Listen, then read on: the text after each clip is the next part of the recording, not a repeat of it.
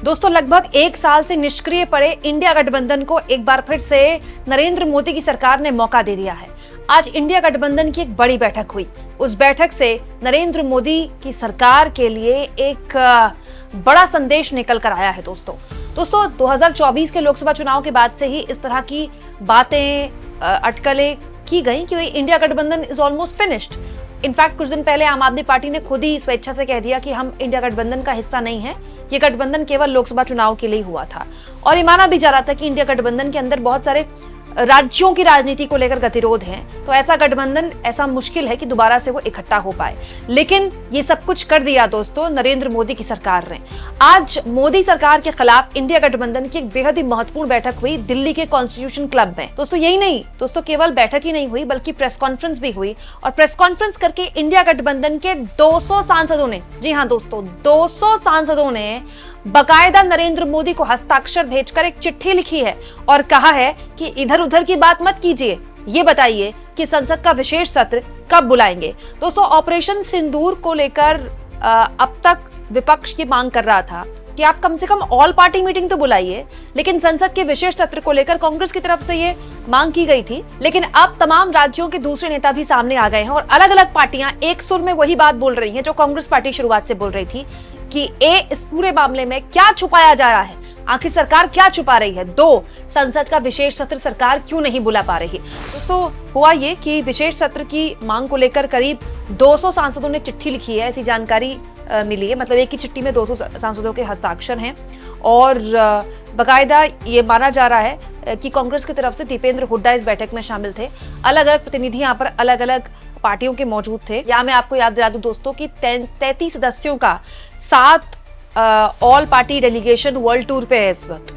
और इस बीच विपक्ष ने सरकार से मांग कर दी है कि वर्ल्ड टूर तो हो रहा है, लेकिन आप ये बताइए कि देश के लोगों को क्या ये जानने का अधिकार नहीं है कि इस पूरे मामले में सरकार क्या छुपा रही है। और दोस्तों इंडिया गठबंधन की जो बैठक है उससे पहले ही आरजेडी के सांसद मनोज झा ने ये एक लेटर शेयर किया आज सुबह अपने सोशल मीडिया हैंडल एक्स पर। और इस लेटर को अगर आप गौर से पढ़ें तो इसमें लिखा हुआ है, भारत के लोगों को लगता है कि उन्हें अंधेरे में रखा जा रहा है, वो सरकार के फैसलों और उसके असर पर जवाब पाने के हकदार हैं। अमेरिकी राष्ट्रपति ट्रंप अब तक कम से कम 12 बार भारत और पाकिस्तान के बीच सीज फायर करवाने का क्रेडिट ले चुके हैं। भारत सरकार अब तक विशेष सत्र बुलाने से इनकार करती रही। इससे पता चलता है कि या तो सरकार अपनी बातों को लेकर कॉन्फिडेंट नहीं है या फिर ये जवाब देने से बचने की कोशिश कर रही है। दोनों ही देश के लिए खतरनाक है। आरजेडी के सांसद मनोज झा ने प्रधानमंत्री को चिट्ठी लिखकर कहा है कि ऐसा क्या है जिसकी पर्देदारी हो रही है, क्या छुपाया जा रहा है। दोस्तों यहाँ नहीं भूलना चाहिए कि ट्रंप लगातार बयानबाजी नहीं कर रहे हैं, बल्कि उनके मंत्री ने वहां की अदालत में हलफनामा दे दिया है, ऑन रिकॉर्ड कह दिया है कि व्यापार का हवाला देकर भारत और पाकिस्तान के बीच युद्ध रुकवाया है ट्रंप ने। और वहां दोस्तों इस तरह के मामलों में एक्शन भी हो जाता है।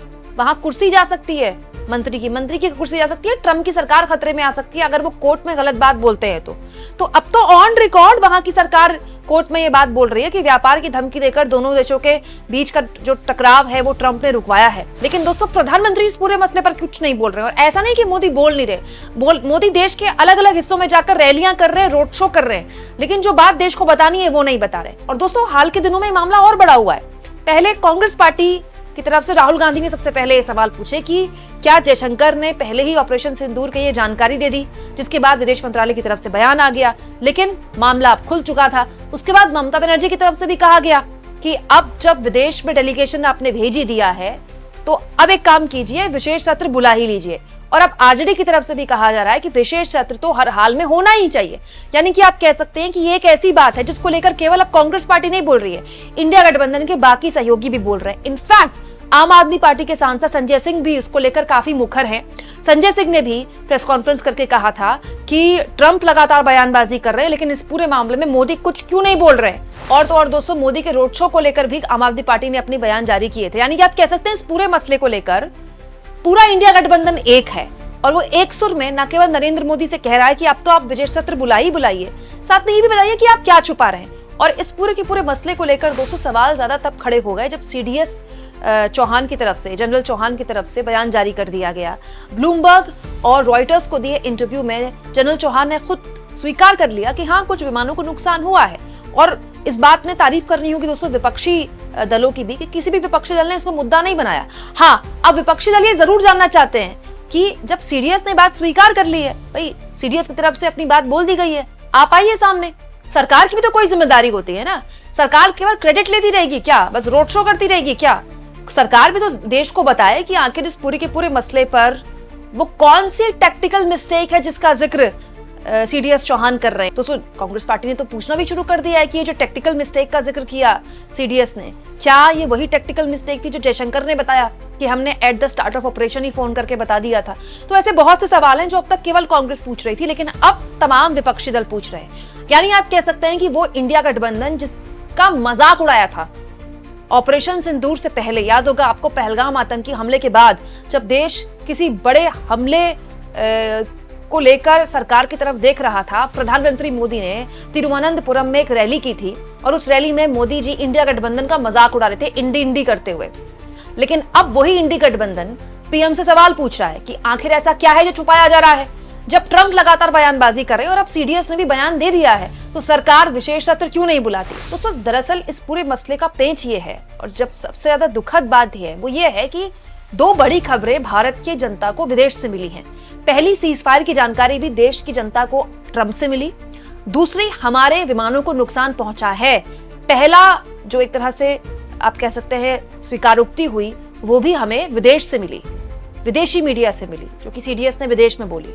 तो प्रधानमंत्री को इस देश की जनता ने चुना है ना, तो इस देश की जनता के लिए मोदी कहीं तो जवाबदेह होते। दोस्तों रगों में सिंदूर या फिर रोटी खाओ नहीं तो गोली तो है ही जैसे बयान के हेडलाइन बन सकती हैं, लेकिन आपको अपने लोगों के प्रति जवाबदेही तो रखनी पड़ेगी ना। आप दिक्कत किस बात से? विपक्ष ये पूछ रहा है कि अब जब सारी बातें हो चुकी, सीजफायर हुए भी हफ्तों हो गए, तो सरकार किस बात पर बच रही है? आप कह सकते हैं इंडिया गठबंधन की तरफ से ये एक बहुत बड़ा कदम है, क्योंकि अब सिर्फ कांग्रेस पार्टी को बीजेपी वाले प्रेस कॉन्फ्रेंस करके नहीं उसको निशाने पर ले सकते हैं। अब इंडिया गठबंधन साथ खड़ा है।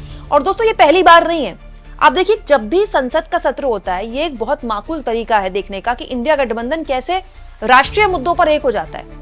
संसद का जब भी सत्र होता है, सरकार को घेरने की बारी आती है, इंडिया गठबंधन एक हो जाता है। वक्फ संशोधन बिल पर एक मुश्त इंडिया गठबंधन एक रहा, चाहे वो आम आदमी पार्टी हो, चाहे वो कांग्रेस पार्टी, चाहे वो तृणमूल कांग्रेस हो, तमाम इंडिया गठबंधन के सांसद इंटैक्ट रहे। इसके अलावा आप देखिए इस पूरे मामले में भी, ऑपरेशन सिंदूर से पहले भी और युद्ध के दौरान भी, किसी भी विपक्षी दल ने कोई बयान नहीं दिया। सारी अनर्गल बयानबाजी बीजेपी के नेताओं की तरफ से ही आ रही है। कभी वो कर्नल सोफिया कुरैशी को लेकर कुछ बोलते हैं, कभी सेना को लेकर कुछ बोलते हैं, और अब भी तमाम विपक्षी दलों ने सरकार का साथ दिया है डेलीगेशन में अपने सांसदों को भेजकर।